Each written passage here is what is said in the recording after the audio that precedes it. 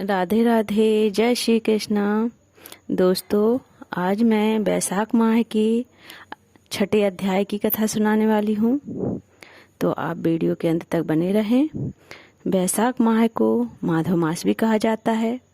वैशाख माह में सूर्योदय से पहले स्नान करने का विशेष महत्व होता है और वैशाख के पूरे माह में भगवान विष्णु जी की पूजा की जाती है। ब्राह्मणों को दान पुण्य आदि कार्य किए जाते हैं। तो छठे अध्याय की कथा इस प्रकार है। नारद जी कहते हैं कि हम एक ब्राह्मण और छिपकली का इतिहास कहते हैं। प्राचीन काल में हेमांग नाम का एक राजा इक्ष्वाकु वंश में हुआ। उस वंश के राजा ने अन्नदान नहीं किया, इसी से उसे जातक व छिपकली का जन्म मिला। वह निर्धन और निर्बल ब्राह्मणों की बहुत सेवा किया करता था, लेकिन विद्वान व तेजस्वी वेद पाठी ब्राह्मणों की सेवा नहीं करता था। जो वस्तु स्वयं सुलभ है उसका दान नहीं करता था। उसका कहना था कि दुर्लभ वस्तुओं का दान उत्तम होता है। और ब्राह्मणों का बड़ा भक्त, किसी की निंदा न करने वाला, शत्रुओं पर विजय पाने वाला तथा जितेंद्रिय था। उसने इतने यज्ञ किए कि कुशाओं से पृथ्वी पर कुशा ही कुशा दिखाई देने लगी। उसने गौभूमि तथा सुवर्ण दान देकर अनेक ब्राह्मणों को प्रसन्न किया। कोई ऐसा दान नहीं जो उसने ना किया हो, परंतु कभी वैशाख माह में जल दान नहीं किया। वह कहता था कि अलभ्य अस्तु दान करने का फल जल तो सहज में ही लब्ध है।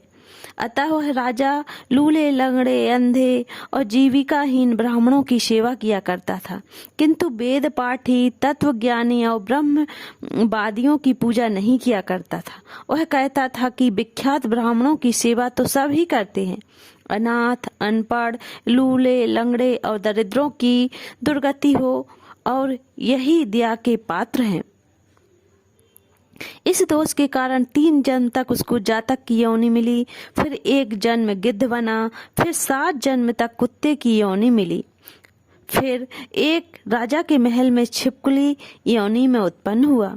इस प्रकार राजा का मिथिलापुरी के राजा श्रुति कीर्ति के घर में छिपकली बनकर द्वार की चौखट पर कीड़ों का भक्षण करते हुए 87 वर्ष बीत गए। एक समय श्रुति देव ऋषि भूखे प्यासे दोपहर के समय मार्ग में थके हुए मिथिलापति के घर आए। ऋषि को देखकर राजा ने खड़े होकर उनका आदर सत्कार किया, मधुपर्क आदि करके उनका पूजन किया और उनके चरण धोकर अपने माथे पर जल को छिड़का। देव योग से उस जल की एक बूंद छिपकली पर जा पड़ी। जल की बूंद पड़ते ही उनके अनेक योनि के जन्म का ज्ञान हो गया और वह हाय हाय कर कहने लगा कि हे ब्राह्मण देवता, मेरी रक्षा करो, मेरी रक्षा करो। छिपकली के ऐसे वचन सुनकर ब्राह्मण को बड़ा आश्चर्य हुआ और कहने लगे कि तू कौन है और क्यों इतना विलाप करता है? तू अपना सब वृत्तांत कह, मैं अभी तेरा उद्धार करूंगा। ऋषि के ऐसे वचन सुनकर वह छिपकली कहने लगी, हे ब्राह्मण, मैं इक्ष्वाकु वंश में उत्पन्न हुआ, वेद शास्त्र का ज्ञाता था।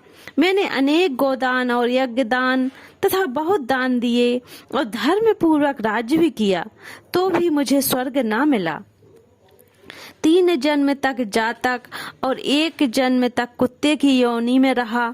अब इस छिपकली की योनि में हूँ। यह राजा आपका चरणोदक छिड़क रहा था, उसकी एक बूंद मुझ पर गिर गई, जिससे मुझे पूर्व जन्मों का वृतांत स्मरण हो आया और मेरे अनेक पाप नाश हो गए। मुझको 28 जन्म तक छिपकली की योनि भुगतनी पड़ेगी, सो मैं इन जन्मों से डरता हूँ। अब आप कृपा करके कहिए कि मेरी यह दशा कैसे हुई। तब ऋषि ने अपने ज्ञान चक्षु द्वारा सब कुछ जान लिया और कहने लगे कि मैं तुम्हारी बुरी योनि का कारण जानता हूँ। तुम ध्यान देकर सुनो। तुमने भगवान के प्यारे वैशाख मास में कभी जलदान नहीं किया। तुमने जल सुलभ जान यह समझ लिया कि यह तो बिना मूल्य ही मिलता है, और धूप व मार्ग के प्यासे ब्राह्मणों को जलदान नहीं दिया। महात्माओं की अवज्ञा इस लोक और परलोक दोनों में दुखदायी है। सज्जनों की पूजा ही धर्म, अर्थ, काम और मोक्ष देने वाली है। इस प्रकार बहुत से कर्तव्य अकर्तव्य को नहीं देखते।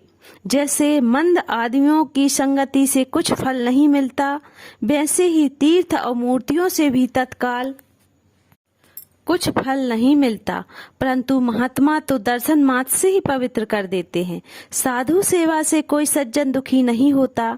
तुमने ना तो जलदान किया, ना साधुओं की सेवा की, इसी कारण तेरी यह दुर्गति हुई है। अब मैंने जो वैशाख में पुण्य किया है वह तेरे को दूंगा, उसी के फल से तेरी को शांति होगी। इससे तेरे भूत, भविष्य और वर्तमान तीनों काल के कर्मों के संस्कार दूर हो जाएंगे। यह कर ऋषि ने जल स्पर्श कर एक दिन के वैशाख स्नान का फल उसको दे दिया। जल के छींटे लगते ही वह सब पापों से मुक्त होकर दिव्य रूप को प्राप्त कर छिपकली का रूप त्याग नमस्कार कर आज्ञा लेकर स्वर्ग को चला गया और 10,000 वर्षों तक सुंदर भोगों को भोग कर इक्ष्वाकु वंश में ही महाप्रभावशाली ककुस्तस्य नाम से उत्पन्न हुआ और 7 द्वीप पृथ्वी का राज्य करने लगा। इस प्रकार जो कोई भी वैशाख के महीने में स्नान करता है, जलदान करता है, संतों साधुओं की सेवा करता है, उसको मोक्ष अवश्य प्राप्त होता है। राधे राधे, जय श्री कृष्ण। दोस्तों वीडियो कैसा